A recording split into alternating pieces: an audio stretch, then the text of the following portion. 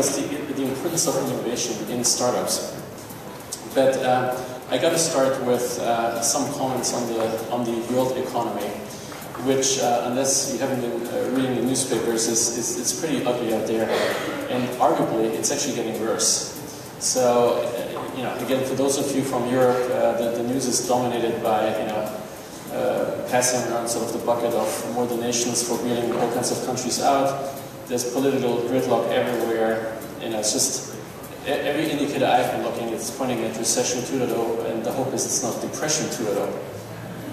Having said that, this is actually the perfect time to start a company. So if you go back in history, many, if not most, of the most successful companies have started in recessionary kind of times. And there's good reasons for that. One is, it really focuses people on what needs to get done. It's actually easier to win new customers with a more compelling proposition. But the most important issue is that the innovation doesn't stop because there's a recession going on, right? So the innovation keeps going, and it's the people who take advantage of that innovation in dark times that will look very good in the future. Now, there's some personal history here, which is I came to this country in 1975, which was sort of in the middle of the oil embargo shock. You may not be old enough to remember this, but oil prices kind of tripled overnight, and everybody went into a deep shock. Sun started in 1982, which was actually the depth of the last major recession before the current one. Unemployment was hitting mid-double digits, and interest rates were at 18% and so on. My most recent company, Arista, started shipping in 2008, targeting the financial sector on Wall Street, just as Wall Street imploded. So that was an interesting experience, but we've come out of this very well. So based on my personal experience, I would recommend to just turn off the television, stop reading the newspapers, and focus on what you want to accomplish. But let me mention one more thing about Google, which is Google actually didn't really take off until the last .com implosion recession hit in 2001.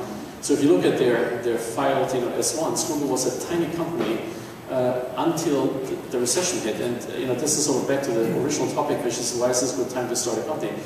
So the reason Google actually took off in 2001, but frankly, was this is the first time people realized they're wasting their money on banner ads at Yahoo. So before, the predominant advertising model on the web was banner ads, and remember all the banner ads that you never clicked on?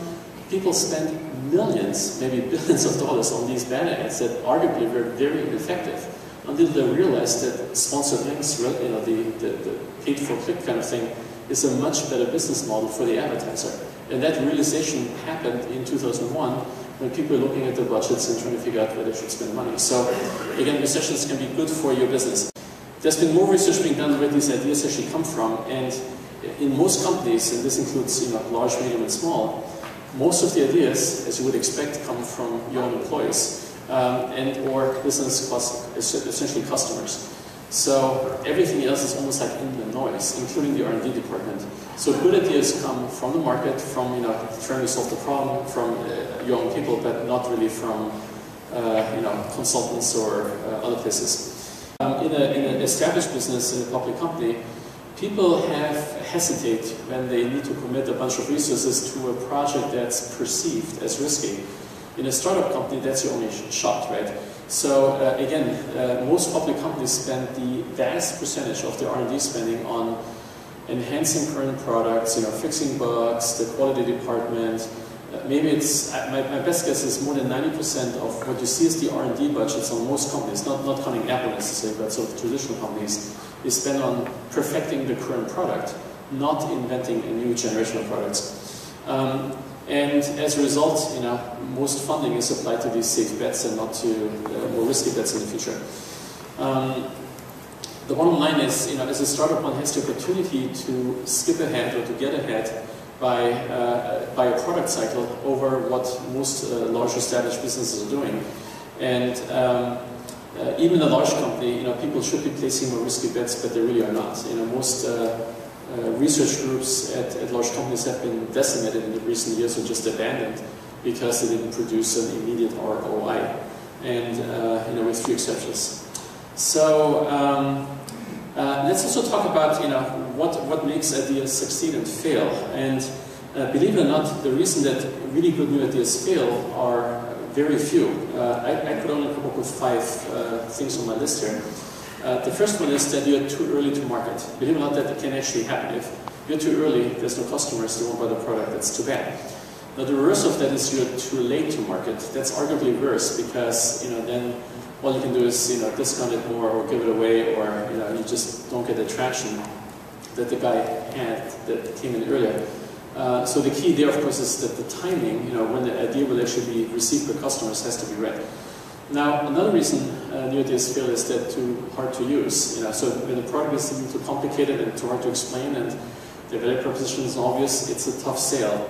The worst one is probably if the idea wasn't relevant. So then it wasn't a good idea to begin with. Forget it. And the final one, if it's just too expensive and people can't sort of justify it.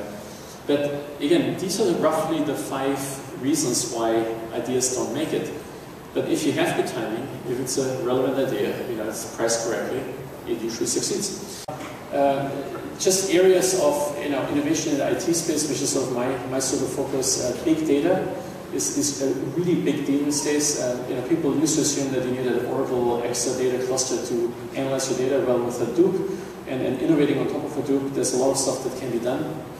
The cloud at large, meaning you don't have to build your own server room anymore, you don't have to buy all the servers, you can save the money for the employees, you don't have to spend on capital, and you can rent as many as you need at Amazon for bargain basement kind of rates. Visualization is still a hot topic.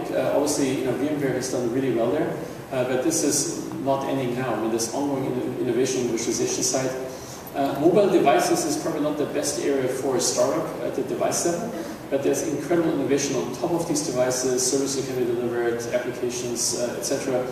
And energy efficiency is, still a topic. Some of the green energy plans haven't worked out as well as the venture capital people had hoped, but it's an important topic, and it kind of, if it really works, it does sell itself.